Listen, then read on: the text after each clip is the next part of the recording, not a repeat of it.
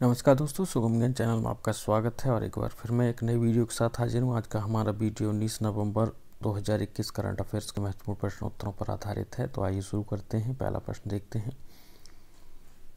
संयुक्त राष्ट्र विश्व पर्यटन संगठन ने किस भारतीय राज्य के एक गाँव को सर्वश्रेष्ठ पर्यटन गाँवों में से एक के रूप में चुना है?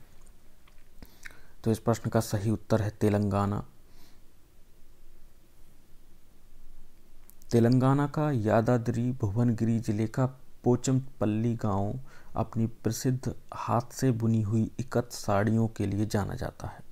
संयुक्त राष्ट्र विश्व पर्यटन संगठन United Nations World Tourism Organisation UNWTO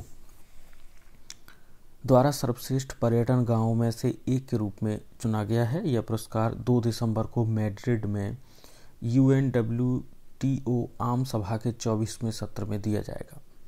Pochampally Hyderabad के लगभग 50 किलोमीटर दूर है और इसे अक्सर उत्कृष्ट साड़ियों के लिए भारत के रेशम शहर के रूप में जाना जाता है, जिसे इकत नामक एक अनूठी शैली के माध्यम से बुना जाता है।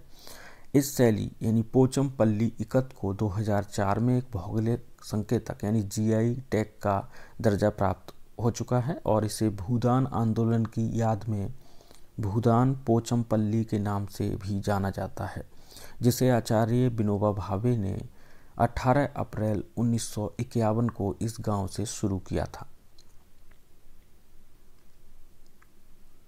तेलंगाना की बात करें तो तेलंगाना राज्य का गठन 2 जून 2014 को भारत के 29वें राज्य के रूप में हुआ था। इससे पूर्व यह आंध्र प्रदेश का हिस्सा था। इसकी राजधानी हैदराबाद है। इसका उच्च न्यायालय तेलंगाना हाई कोर्ट है, जो कि हैदराबाद में स्थित है।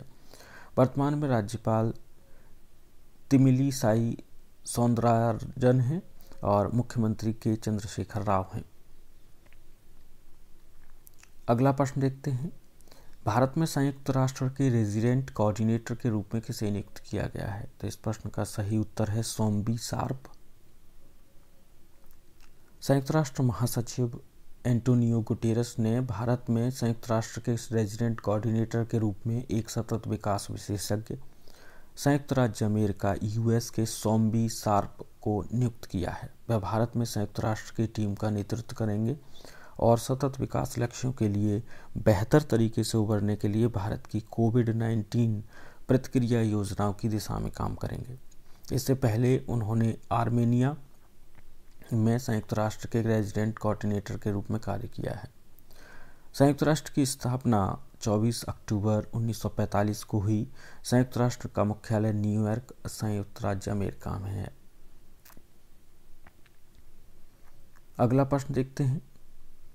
सर्वश्रेष्ठ डिजिटल वित्तीय सेवाओं के लिए एसोचैम पुरस्कार किस बैंक ने जीता है? तो इस प्रश्न का सही उत्तर है KBGB। कर्नाटक विकास ग्रामीण बैंक यानी KBGB को भारत के associate chambers of commerce and industry ASSOCHAM द्वारा क्षेत्रीय ग्रामीण बैंकों RRBs श्रेणी के तहत आत्मनिर्भर भारत के दृष्टिकोण के अनुरूप सर्वश्रेष्ठ डिजिटल फाइनेंशियल सर्विसेज का पुरस्कार मिला है। बैंक के अध्यक्ष P गोपीकृष्ण ने बेंगलुरु में भारतीय रिजर्व बैंक के क्षेत्रीय निदेशक R गुरुमूर्ति से पुरस्कार प्राप्त किया।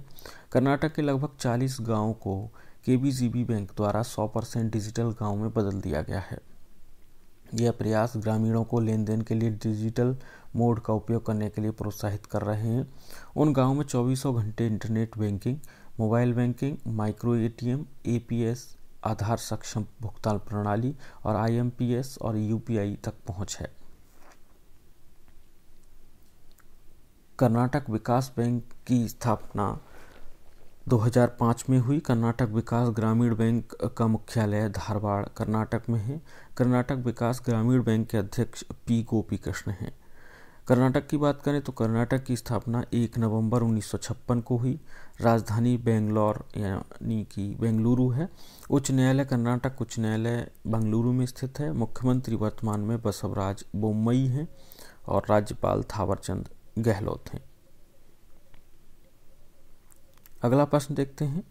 पीएम नरेंद्र मोदी को हाल ही में किस राज्य में राशन आपके ग्राम योजना और सिकल सेल मिशन की शुरुआत की? तो इस प्रश्न का सही उत्तर है मध्य प्रदेश। प्रधानमंत्री नरेंद्र मोदी ने मध्य प्रदेश की अपनी यात्रा पर आदिवासी कल्याण कार्यक्रमों की एक श्रृंखला का उद्घाटन किया। पीएम मोदी ने मध्य प्रदेश की राशन आपके ग्राम योजना और सिकल सेल मिशन नाम से कल्याणकारी योजना की शुरुआत की। उन्होंने पूरे भारत में 50 नए एकलव्य मॉडल आवासीय विद्यालयों के निर्माण की आधारशिला भी रखी। भारत सरकार ने 2021 से हर साल 15 नवंबर को जनजातीय गौरव दिवस या आदिवासी गौरव दिवस के रूप में मनाने का फैसला किया। मोदी ने आदिवासी समाज के साथ अपने लंबे जुड़ाव का जिक्र किया। उनके आध्यात्मिक और सांस्कृतिक जीवन की समृद्धि के लिए उनकी प्रशंसा की गई और कहा कि गीत और नृत्य सहित आदिवासी के हर सांस्कृतिक पहलू में एक जीवन का सबक है और उनके पास सिखाने के लिए बहुत कुछ है। अगला प्रश्न देखते हैं। पीयूष गोयल ने किस राज्य में भारत का पहला डिजिटल खाद्य संग्रहालय लॉन्च किया है? तो इस प्रश्न का सही उत्तर है तमिलनाडु। वाणिज्य एवं उद्योग मंत्री पीयूष गोयल ने तमिलनाडु के तंजावुर में भारत का पहला डिजिटल खाद्य संग्रहालय लॉन्च किया। यह फूड कॉरपोरेशन ऑफ इंडिया यानी FCI और विश्वेश्वरैया औद्योगिक एंड प्रौद्योगिकी संग्रहालय बेंगलुरु कर्नाटक द्वारा सह विकसित एक 1860 वर्ग फुट का संग्रहालय है। इसका अनुमानित परिव्यय 1.1 करोड़ रुपए है। यह संग्रहालय अपनी तरह का पहला प्रयास है जिसमें भारत की खाद्य कहानी को शुरू से लेकर भारत में देश में सबसे बड़ा खाद्य लाभ निर्यातक बनने तक दर्शाया गया है।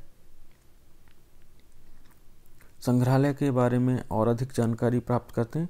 यह संग्रहालय खानाबदोश शिकारी से बचे हुए कृषि उत्पादकों में भारतीय खाद्य विकास को प्रदर्शित करता है। सरकार के उपायों से देश दुनिया के सबसे बड़े कृषि निर्यातकों की सूची में शीर्ष पर पहुंच जाएगा। संग्रहालय लोगों के इतिहास से लेकर उत्पादकों तक पहली फसल की कहानी, गांवों के उदय और मांग के दिनों की तैयारी को प्रदर्शित करेगा। संग्रहालय भारत के अनाज को प्रदर्शित करेगा और दुनिया के विभिन्न हिस्सों में खाद्य संस्कृति की व्याख्या करेगा। तो ये थे इस वीडियो के प्रश्न। हमें उम्मीद है आपको पसंद आए होंगे। पूरा वीडियो देखने के लिए बहुत बहुत धन्यवाद। आभार।